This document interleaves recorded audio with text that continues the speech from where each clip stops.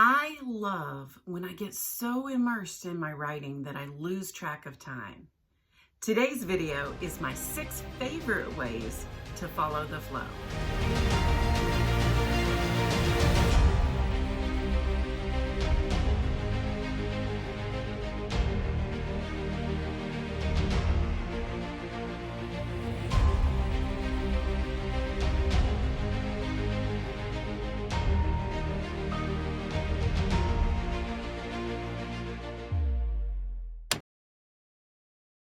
Today, I want to talk about following the flow. You know, that time when you're so engaged in your writing that everything else gets blocked out. You maybe aren't even aware of time. I love that feeling. I crave that feeling. I feel really productive and energized when that happens. But it doesn't always happen for those of us that are really busy. We're juggling a lot of plates.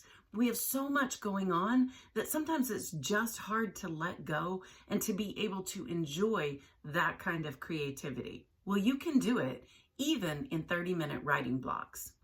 So my first favorite way to get into the flow is preventative. I like to do what I can to prevent interruptions. This takes a little bit of forethought, a little bit of thinking, and also a little bit of evaluating what is working for you and what isn't. So think about the ways that your writing often gets interrupted. You know, I have kids and they have needs. And so sometimes when they wake up, they come up and they want to say hello or they want to ask me about schoolwork. And those kinds of interruptions will always pull me out of writing. And I love being a mom. I don't mind my kids coming to me. In fact, I want them to come to me. I don't view my children as distractions. However, when they come during writing time and it interrupts, it will always disrupt the flow. And I probably won't ever get back into it in only a 30-minute writing block. So anything I can do to prevent that from happening in the first place is helpful. So one of those things that I do is I write at times where I'm unlikely to get interrupted. I've also learned that if I put a notice outside of the place where I'm recording here in my writing loft and let them know that I'm recording, that often that will discourage an interruption. In our house, pets can also be distracting. Now, a cat jumping on my lap for a snuggle while I'm writing usually doesn't pull me out of the flow, but the dog barking at the garbage man every week can. So I've just learned that she needs to be in a different place on garbage day. Again, a little bit of thinking ahead helps you to prevent, and then noticing those interruptions as they happen so that you can problem shoot those can be really helpful. And that sets the stage. It also tells yourself that you value this writing time and that you want to get in the flow. And you're willing to take that time to evaluate and consider what works and helps you get in the flow.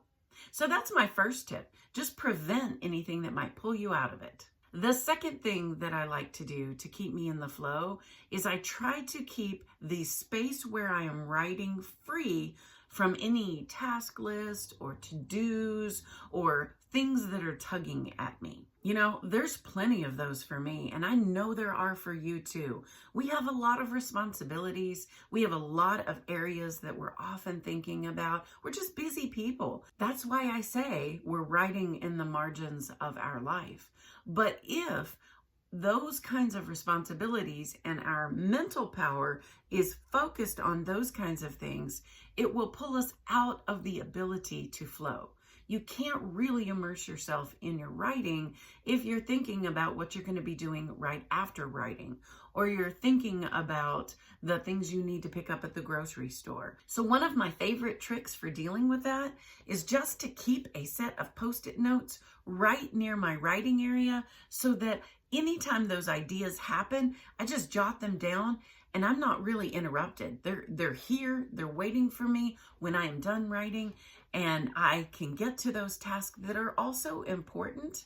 But for that precious 30 minutes, I can be immersed in my writing. My third tip is far and away my favorite thing to do to really get into the flow of writing. and that is to use headphones and music.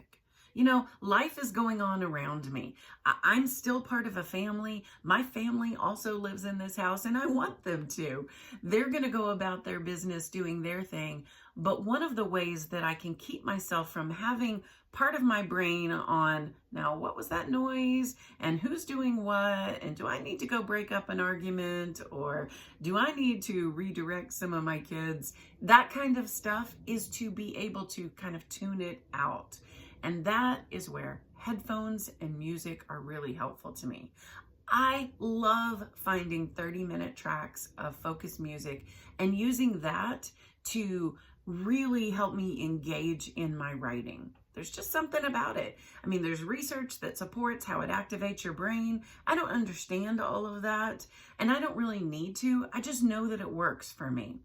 I love music that is more ambient music. I love the music with the binaural beats. I love that music that's just called focus music. It really does help me focus. It helps me get in the flow, and it helps me to stay there so that I can, again, fully immerse myself in writing for a short amount of time. By using 30-minute focus music, it has an ending, which also cues me that my writing time is ending. Because part of getting in the flow is you lose track of time, and I don't want to be looking at the clock. The music cues me that writing time is done. My fourth strategy for getting in the flow is to start quickly. I do not allow myself procrastination habits. I do not start by quickly checking my email or quickly playing a little game on my phone or quickly checking my YouTube stats. All of those things can be done at a different time. When I sit down to write, I have 30 precious minutes for writing. And if I want to get in the flow, I have to get there quickly or I won't get there at all. And so when I start writing, I like to get my fingers moving as quickly as possible. Type, type, type, type, type. Even if the first few sentences are really terrible sentences, even if I don't know what to type, it doesn't matter. I may type, I don't know what to type, but I'm starting. Because that starting period, starting really quickly, is essential to being able to get into the flow of writing. So my fourth tip is to start writing quickly. My fifth tip for getting in the flow is actually one that I shared on the last video. So if you haven't seen that, you might want to check it out. This is that I plan ahead just enough to know what's coming, but not so much that I ruin the discovery. Part of getting in the flow for me is the creative process. It is discovering what my character is discovering. Or, since I write a lot of nonfiction, it is discovering how I'm going to put these ideas together, how I am going to teach my reader something new, how I'm going to make it memorable so that the reading is valuable to them. I strive for those things. And so I need that discovery process to be part of the way that I write.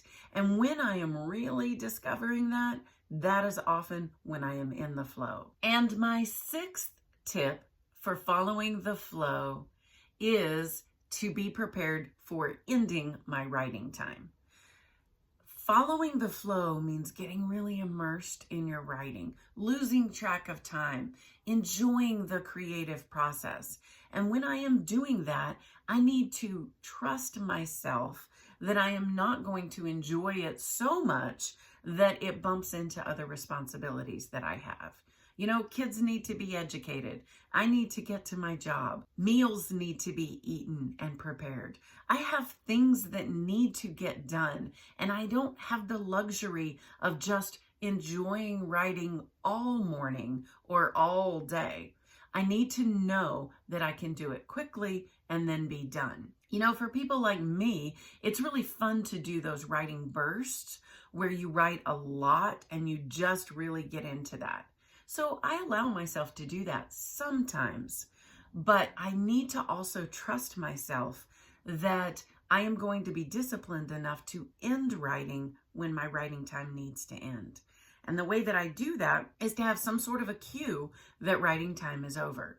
I love timers on my computer because they're right there where I'm writing. You could also use a timer on your phone. Focus music, as I said, often if you get like a 30-minute piece, it will have an ending. Anything like that works really well. And it's a way that I build trust with myself. I can trust that I will be disciplined enough to stop writing when I need to stop writing. Now, it's taken me years to develop these strategies and to figure out which ones work really well for me. And I encourage you to experiment with what works for you too. But hopefully, this has given you some ideas for how you can follow the flow in your own writing.